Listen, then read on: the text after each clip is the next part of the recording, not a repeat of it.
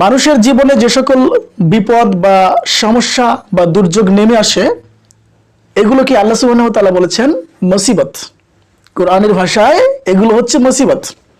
মুসিবত শব্দের অর্থ হচ্ছে কোনো লক্ষ্যে আঘাত হানা, কোনো সুনির্দিষ্ট লক্ষ্যে আঘাত হানা। তার মানে হলো যে আপনি যে বিপদে পড়েছেন, যে সমস্যায় পড়েছেন, যে দুর্যোগে আপতিত হয়েছেন, যে দুর্যোগের মধ্যে পড়ে গেছেন, এটা কোনো অপ্রত্যাশিত বা বিচ্ছিন্ন ঘটনা নয়।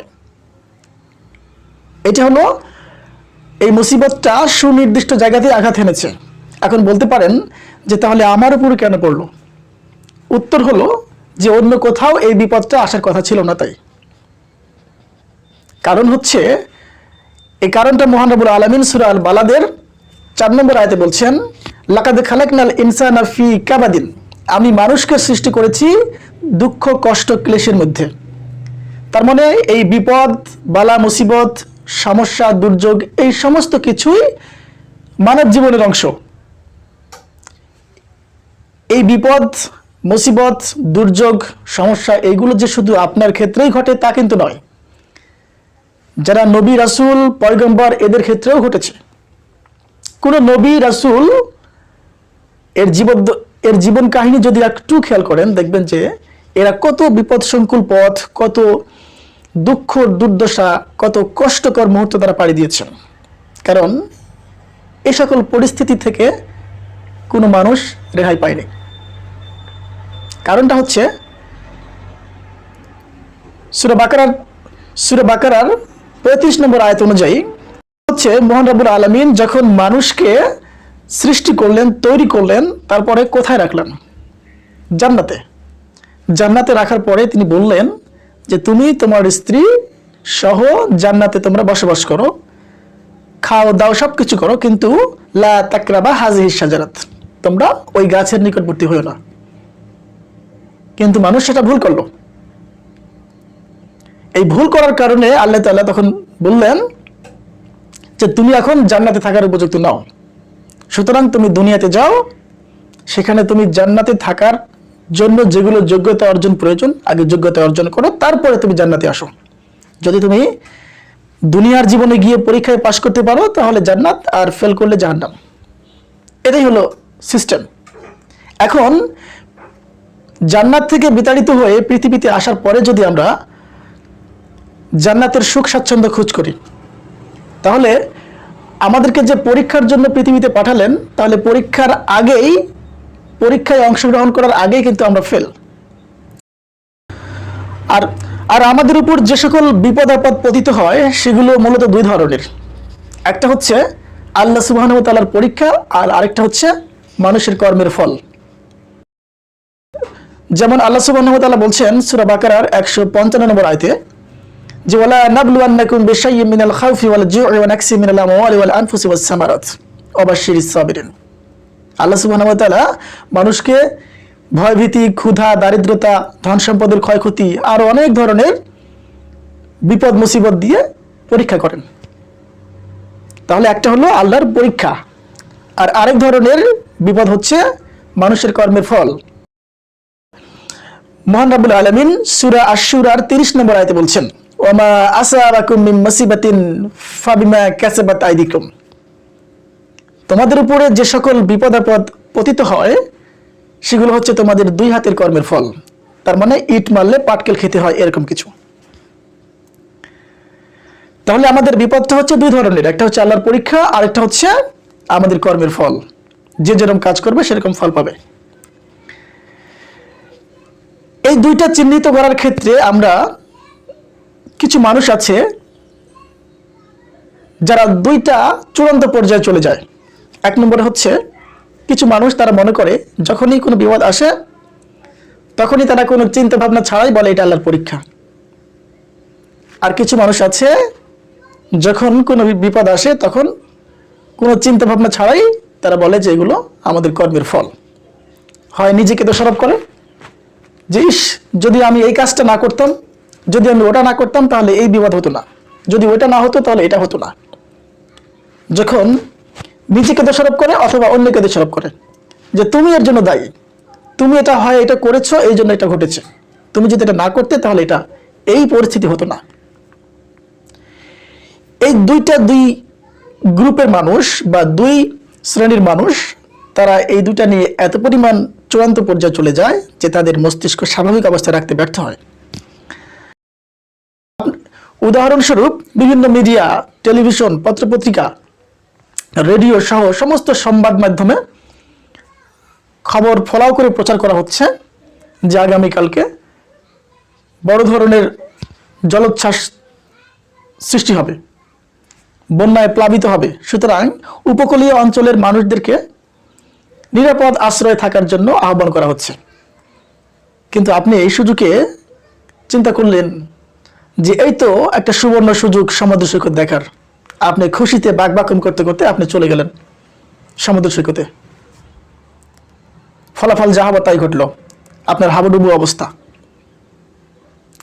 আর আপনি এই দুর্যোগ মুহূর্তে, আপনি এই বিপদ সংকুল মুহূর্তে তখন বলতে শুরু করলেন যে আল্লাহ আমাকে এই পরীক্ষার মধ্যে ফেললেন। ঠিক একই মুহূর্তে আরেকজন ব্যক্তি, ও জানেই না, তার কাছে নিউজ কোনোভাবে পৌঁছেনি, সে জানেই না যে আজকে কোনো দুর্যোগ সৃষ্টি হবে, জলোচ্ছ্বাস সৃষ্টি হবে, সে জানেই না। ঘটনাচক্রে সে তার প্রয়োজনে সেখানে গেছে, কিন্তু সে দুর্যোগের মধ্যে পড়ে গেছে। এক্ষেত্রে হয়তো তাকে পরীক্ষার মধ্যে পড়েছে বলে মনে করা যেতে পারে। কিন্তু ওই একই ব্যক্তি যখন 10 মিনিট পর তার এই হাবুডুবু অবস্থার মধ্যে কোনো রেস্কিউ টিম, কোনো উদ্ধারকর্মী দল যখন তার কাছে আসে এবং তাকে স্পিডবোট বা নৌকায় উঠতে বলে, কিন্তু তখন যদি সে বলে যে আমি আল্লাহর পরীক্ষার সম্মুখীন হয়েছি, আল্লাহ আমাকে উদ্ধার করবেন, সে সেই সাহায্যকারী টিমকে অ্যাভয়েড করলো। সাহায্যকারী টিম চিন্তা করলো যে আরো অনেক মানুষকে উদ্ধার করতে হবে, সুতরাং এখানে সময় নষ্ট করে লাভ নেই, তারা চলে গেল। আরো কিছুক্ষণ পর যখন অবস্থা আরো ভয়াবহ রূপ ধারণ করলো, তখন উপর থেকে হেলিকপ্টার আসলো তাকে উদ্ধার করার জন্য। দড়ির সিঁড়ি বা দড়ির মই তার কাছে ঝুলিয়ে দেওয়া হলো, তাকে বলা হলো যে আপনি দড়ি ধরে উঠে চলে আসেন। কিন্তু সে চিন্তা করছে, সে বলছে যে আমি আল্লাহর প্রতি বিশ্বাসী, আল্লাহ আমাকে রক্ষা করবেন। সে সেই সাহায্যকেও সে অ্যাভয়েড করলো। এখন এক্ষেত্রে তাকে আপনি কি বলবেন? এক্ষেত্রে কি এটা কি আল্লাহর পরীক্ষা বলবেন নাকি তার কর্মের ফল বলবেন? তো এই দুইটা আমাদের চিন্তা হবে। কর্মের ফল অর্থাৎ মানুষ যেমন কর্ম করবে সেরকম সে ফলাফল ভোগ করবে। তার উপরে যে বিপদ আপদ পতিত হয়েছে, এই কর্মের ফল দুই ধরনের, একটা হচ্ছে বস্তুগত, আরেকটা হচ্ছে নৈতিক বা আধ্যাত্মিক। এটা হচ্ছে এরকম, বস্তুগতটা হচ্ছে এরকম যে আপনি বিজনেসে নেমেছেন, ব্যবসায় লস খেয়েছেন, ব্যবসায় ধস নেমেছে, আপনি আর্থিকভাবে অনেক বড় ক্ষতিগ্রস্তের মধ্যে পড়ে গেছেন।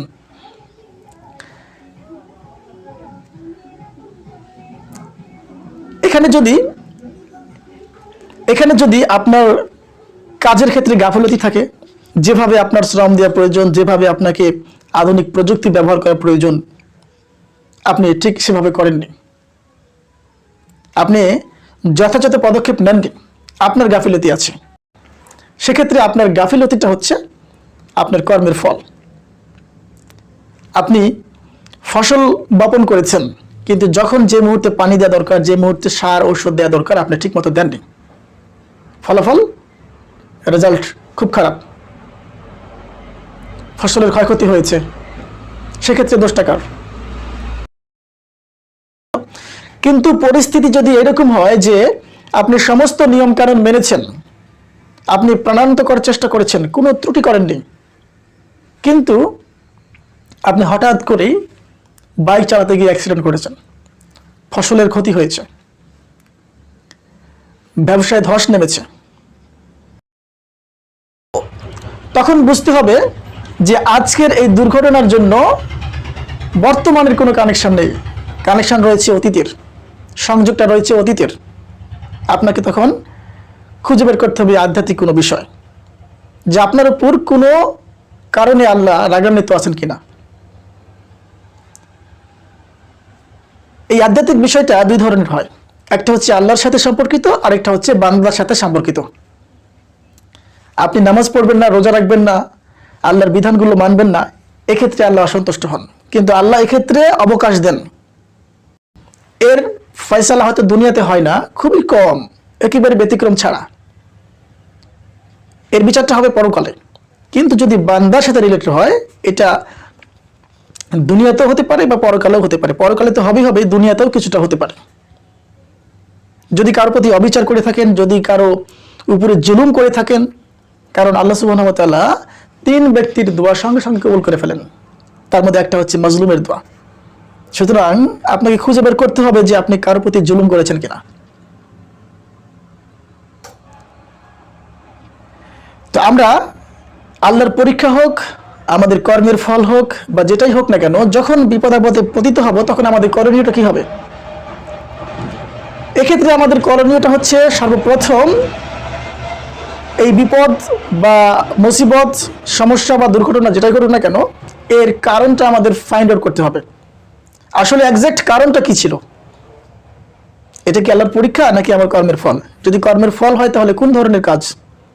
এটা কি আল্লাহর সাথে নাকি কোনো বান্দার সাথে? সঠিক কারণটা খুঁজে বের করতে হবে। এরপর দ্বিতীয় কাজ হচ্ছে সরাসরি আল্লাহর কাছে তাওবা এবং ইস্তিগফার করতে হবে। কারণ ভুল করা, কোনো অপরাধ করার পরে আল্লাহর প্রতিশোধ এর জন্য অপেক্ষা করা আমাদের কাজ না। আমাদের কাজ হচ্ছে আল্লাহর কাছে তওবা করা, ক্ষমা চাওয়া। কারণ আল্লাহ সুবহানাহু ওয়া তাআলা ওই ব্যক্তির উপরে খুশি হন, ওই রকম খুশি হন যেই ব্যক্তি কোনো মরুভূমির মধ্যে তার উট হারিয়ে ফেলেছে, যে উটে তার খাদ্য, রসদপাতি, পানি সবকিছু ছিল, খুব বিপদ মুহূর্তে আছে, ঠিক সে মুহূর্তে হঠাৎ করে সে তার উটটা ফিরে পেয়েছে। এই সময় সে যেরকম খুশি হয়, আল্লাহ সুবহানাহু ওয়া তাআলা কোনো বান্দা যদি ভুল করে আর সঙ্গে সঙ্গে যদি তওবা ফিরে আসে তাহলে আল্লাহ ওই রকম খুশি হন। তাই অপরাধ সংগঠিত হলে, কোনো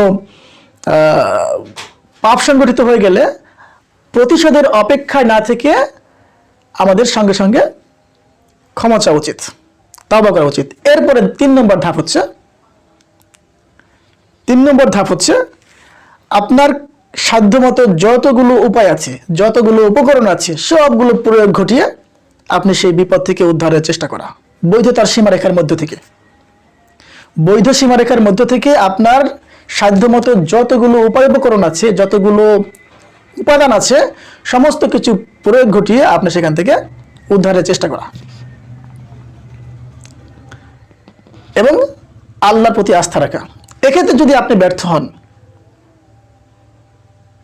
হন তাহলে কি হবে? এক্ষেত্রে করণীয়টা হচ্ছে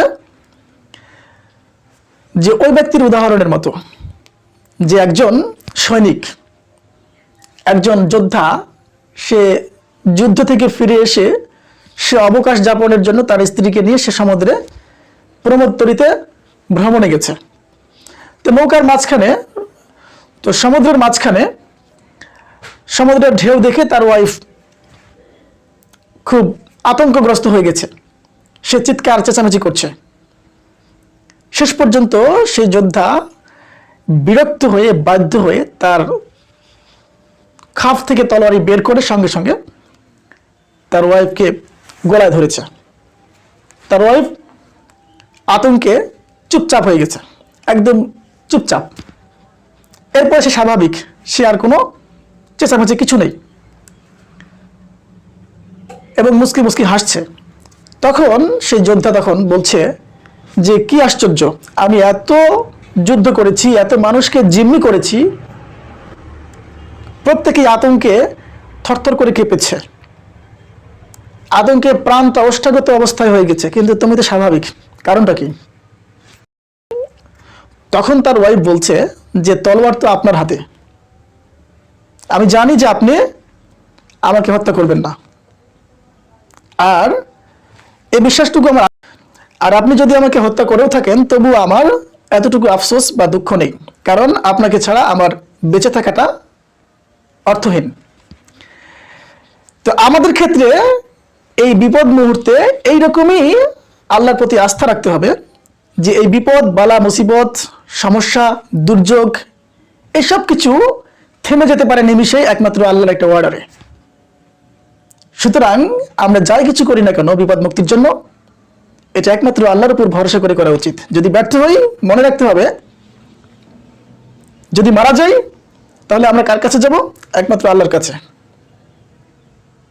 এসেছিলাম আল্লাহর কাছ থেকে, আবার ফিরে যাচ্ছি আল্লাহর কাছে। সুতরাং এখানে দুশ্চিন্তা, হতাশাগ্রস্ত হওয়ার কোনো কিছুই নেই যদি আপনি ইমানদার হয়ে থাকেন। এটাই হলো ইমানের পরীক্ষা। আল্লাহ সুবহানাহু ওয়া তাআলা এই বিপদ সংকুল মুহূর্ত কেন দেন, বিপদের মধ্যে মানুষকে কেন ফেলেন? আমরা তো স্বাভাবিক অবস্থায় আল্লাহ বিশ্বাস করি যে আল্লাহ রহমান, আল্লাহ দয়ালু, কিন্তু এই বিপদ মুহূর্তে যখন বিপদের ঘনাঘটা চলে আসে, ঠিক সেই মুহূর্তে আমাদের ইমানটা কতটুকু, আমরা ওই সময় আল্লাহর রজ্জুকে, আল্লাহর যে রহমান, আল্লাহ যে দয়ালু, আল্লাহ যে আমাদের অভিভাবক, এই সময় আল্লাহকে গার্জিয়ান হিসেবে মনে করি কিনা, এইটা হচ্ছে আল্লাহর পরীক্ষা। ওই সময় আল্লাহর রজ্জুকে আমরা ধরে আছি, নাকি ছেড়ে দিয়ে আমরা মনে করছি যে আল্লাহর এত ইবাদত করছি অথচ আল্লাহ আমাকে কেন উদ্ধার করছেন না। এই পরীক্ষাটুকু আল্লাহ করতে চান। যদি পাস করতে পারি তবেই সাকসেসফুল, আর যদি এইখানে ফেল করি তাহলে ব্যর্থ।